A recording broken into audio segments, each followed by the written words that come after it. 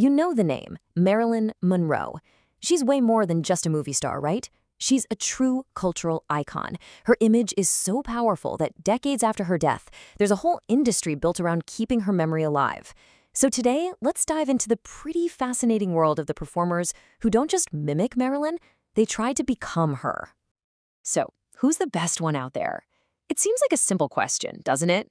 We see them everywhere, in Vegas, in movies, on TV. But finding the best, well, it's about a lot more than just getting the blonde wig and the white dress right. It's really a deep dive into the art of illusion itself. Because I promise you, after we look at some of the most famous, the most dedicated, and the most, well, modern contenders, the one who made the biggest splash, the one who truly left a mark on pop culture, it is absolutely not who you'd expect. Okay, so before we can find our answer, we have to figure out what we're even looking for. What actually makes a Marilyn impersonation convincing? You'll see, it's not just one thing. We're going to see performers who are all about physical perfection, others who totally channel her personality, and even some who are creating a whole new kind of tribute for the 21st century. It's a whole spectrum of talent and technique. All right, let's start with the gold standard. We're talking about the performers who've built these long, successful careers doing traditional, high-quality impersonations. These are the people who set the bar. First up, Suzie Kennedy.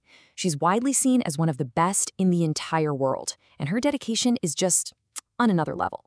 It's not just that she looks like Marilyn. Get this, Kennedy has the exact same body, hand, and wrist measurements. This means she can literally wear Marilyn Monroe's actual original clothing for her performances. I mean, that's a level of authenticity that's almost impossible to beat. But even among the classics, you see these really different approaches. So you've got Susan Griffiths. You might recognize her from Pulp Fiction. Her whole focus is on the acting, on portraying that complex, real person behind the icon. The LA Times even called her #1. Then you have Erika Smith, who is all about that electrifying stage persona. The breathy voice, singing Diamonds Are a Girl's Best Friend live. She just captures that heyday energy. So you have two incredible artists, but two totally different and equally valid illusions. But hey, this kind of art form doesn't just stand still. So now, let's look at how a new generation is finding completely different ways to channel the spirit of Marilyn Monroe. So, take Holly Bavon. She's not just a look-alike, she's a classically trained character actress. And her approach is, well, it's intellectual. She really digs into the psychology of Marilyn, and her work is so respected, it's officially approved by the Monroe estate. That's a huge deal. I mean, just look at this process. It's one thing to practice the walk and the talk, you know? It's another thing entirely to get an acting degree, secure that official stamp of approval, and then pursue a PhD in media psychology just to better understand the character. Now that is next-level commitment. And now for something completely different. In the age of social media, we've got a whole new kind of star, the influencer impersonator. And at the top of that list is Jasmine Chiswell. Chiswell's whole approach isn't about performing on a stage. It's about building a massive brand around a vintage lifestyle for her millions of TikTok followers. And the real centerpiece of that brand?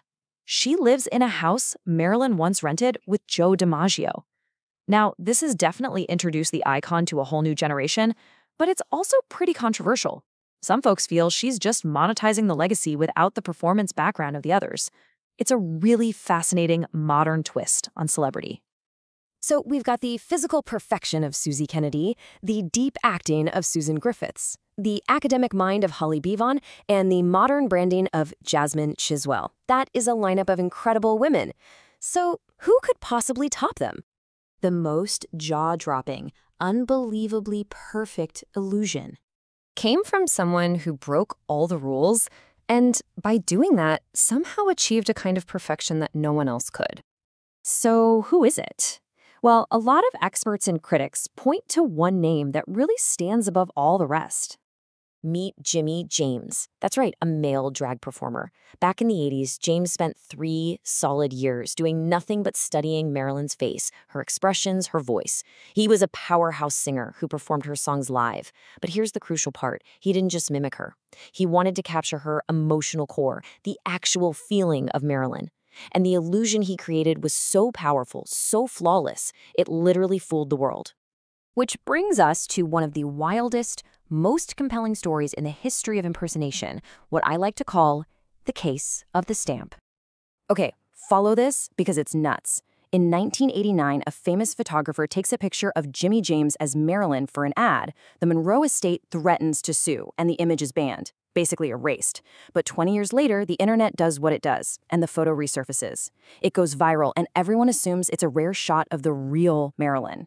The illusion is so perfect that the Central African Republic actually uses the photo of Jimmy James on an official Marilyn Monroe postage stamp. They literally could not tell the difference. Let that sink in. The impersonation was so convincing that people have tattoos of Jimmy James on their bodies right now, fully believing it's Marilyn. That's not just a great performance anymore. That's a cultural phenomenon. After decades of his incredible work being suppressed, James was finally able to reclaim the image. His achievement wasn't just in looking like Marilyn, but in creating an image so powerful it took on a life of its own. So, that leaves us with one last thought.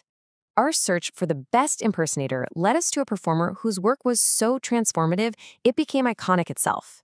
It really makes you wonder about the very nature of identity, fame, and what happens when the copy becomes just as compelling as the original.